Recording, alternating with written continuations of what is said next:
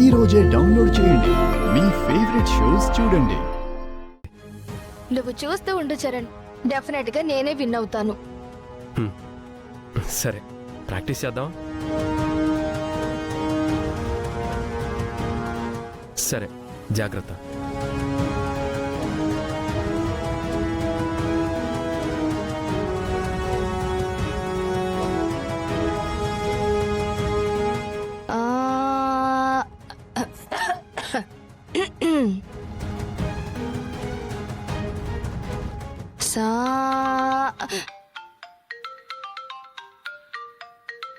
Just a minute.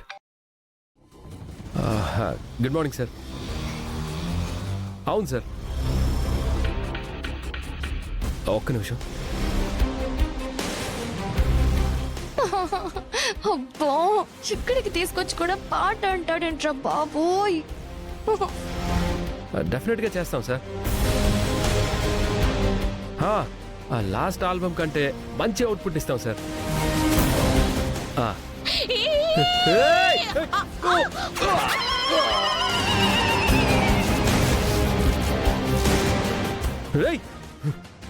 Charan, హే, బుద్ధి లేదా నీకు? అదే నేను నిన్ను అడగాలి. ఏంటి అడిగేది?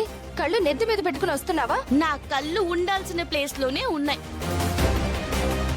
ఇదిగో ఈయన గారే మనిషి రోడ్డు మీద చూపు ఆకాశంలో పెట్టుకుని నడుస్తూ ఫోన్ మాట్లాడుతున్నాడు. గుద్దేసింది కాకుండా మళ్ళీ ఎక్కువ మాట్లాడుతున్నావా? నేను కావాలని గుద్దానా? నువ్వు ఫోన్ మాట్లాడుకుంటూ సడన్ గా రోడ్డు మీదకి వచ్చేస్తే? నాదేమో చిన్న సైకిల్ కాబట్టి సరిపోయింది. అదే హెవీ వెహికల్ అయితే ఏమయ్యేది? ఈ పాటికి నీ మొహం అప్పడంలాగా అయిపోయేది. మీతో ఎప్పుడు ఏదో గొడవ. ఏం చేస్తాం, దేవుడలా రాసి పెట్టాడనుకుంటా. లైఫ్ లాంగ్ ఇద్దరిలా కొట్టుకుంటూ చావండి అని. చిచ్చే, తనతో మాటలు వేస్ట్ చరణ్, నువ్వు పద. అవునవును, ఈయన నాతో మాట్లాడాలని నేనేం రిక్వెస్ట్ చేయట్లేదు, కానీ మీ ఇద్దరు ఇక్కడేం చేస్తున్నారు? అయినా నీకెందుకు కదంతా? అది మా ఇష్టం, మాకు నచ్చిన చోటు ఉంటాం. నువ్వు బాగా అక్షిత, మేము వచ్చింది నీ మీద గెలవడానికి, ఈ ఆయుధాన్ని సిద్ధం చేయడానికి.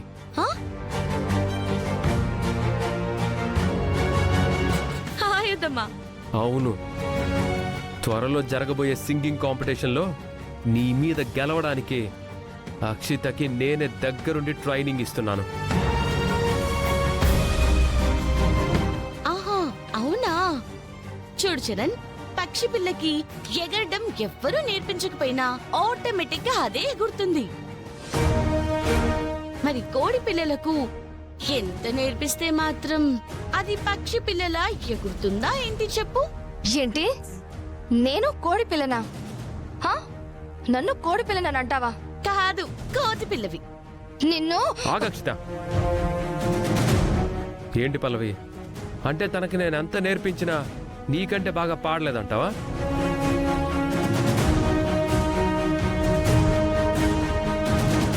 ఒకరోజు తను గుడిలో పాడిన పాట నువ్వు వినుంటే గనక ఇలా మాట్లాడేదానివే కాదు.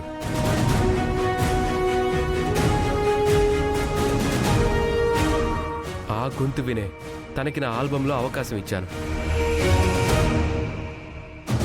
నా ఆల్బంలో తను పాట పాడిన విధానానికి, ముఖ్యంగా తన గొంతుకు నేను ఫిదా అయిపోయే తనని లవ్ చేయడం స్టార్ట్ చేశాను.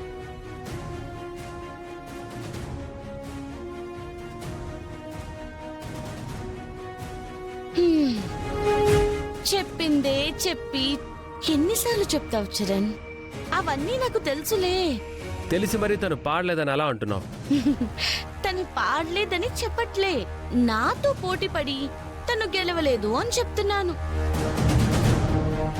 నేను గెలిపిస్తాను. అసలు నా ఆల్బంలో పాడిన పాట నీకిస్తే అక్షితలాగా పాడగలవా నువ్వు? పాడమంటావా?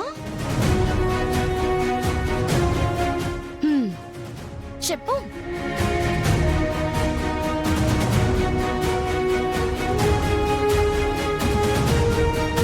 చెప్పు, పాడమంటావా?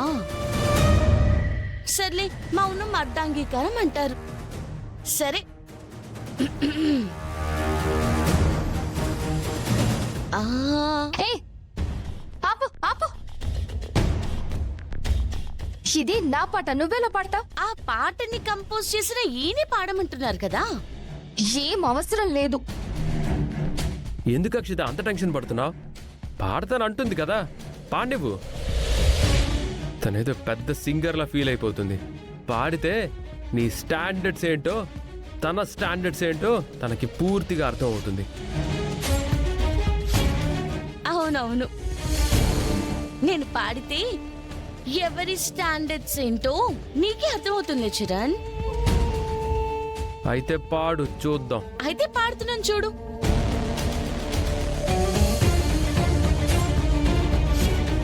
ఆ, ఏ, ఆపు, ఆపు, ఆపు, ఆపు. కాసేపు ప్రశాంతంగా ఉండాలని ఇక్కడికి వస్తే ఇక్కడ కూడా తయారయ్యావేంటి నువ్వు?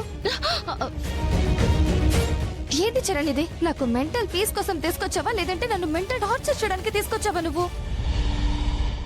అది కాదు అక్షిత. ఏది కాదు? పద వెళ్దాం, పద రా.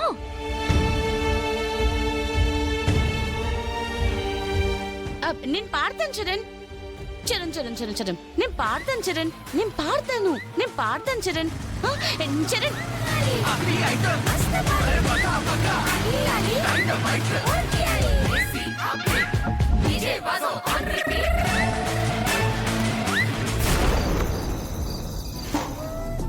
అమ్మా, టాబ్లెట్స్ వేసుకోండి.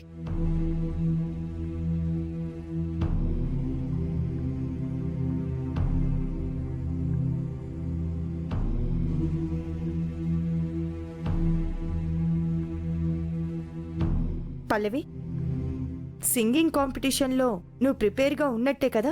ఉన్నానమ్మా. సమీరా గారు నాకు పాటలు పాడడంలో చాలా మెలకువలు నేర్పించారు. ఇప్పుడు నేను చాలా కాన్ఫిడెంట్ గా ఉన్నాను. ఆ మాత్రం కాన్ఫిడెన్స్ వచ్చిందంటే సగం గెలిచేసినట్టే. సగం గెలవడం ఏంట్రా? చూస్తూ ఉండు, రేపు జరిగే సింగింగ్ కాంపిటీషన్లో పల్లవియే గెలుస్తుందిరా.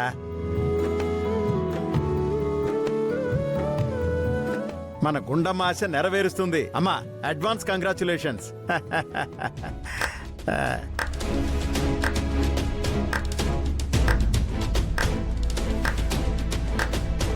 ఒట్టి కంగ్రాచులేషన్స్ ఏనా? సన్మానం చేసి అడ్వాన్స్డ్ గా పార్టీ కూడా ఇస్తే బాగుంటుంది కదా.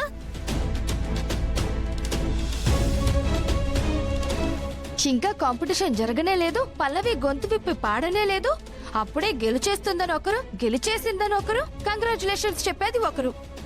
ఏంటో నాకేం అర్థం కావట్లేదు. పల్లవి గెలవడం విషయం పక్కన పెట్టమ్మా. నువ్వు గెలుస్తావన్న నమ్మకం నీకుందా? ఈసారి 100% గెలిచేది నేనే. మరి పల్లవిని పొగుడుతుంటే నువ్వెందుకమ్మా ఈర్ష్యపడుతున్నావు? అంత కాన్ఫిడెంట్గా ఉంటే స్పోర్టివ్గా తీసుకోవాలి. పల్లవి గెలుస్తుందని మేమందరం అంటే తనకంటే నేనే గెలవాలి అని ఇంకా పట్టుదలగా కృషి చేయాలి. హా, నీతులు చెప్పడానికి, ఎదుటి వాళ్ల ముందు మమ్మల్ని చులకన చేసి మాట్లాడడానికి నువ్వు ముందు ఉంటావు.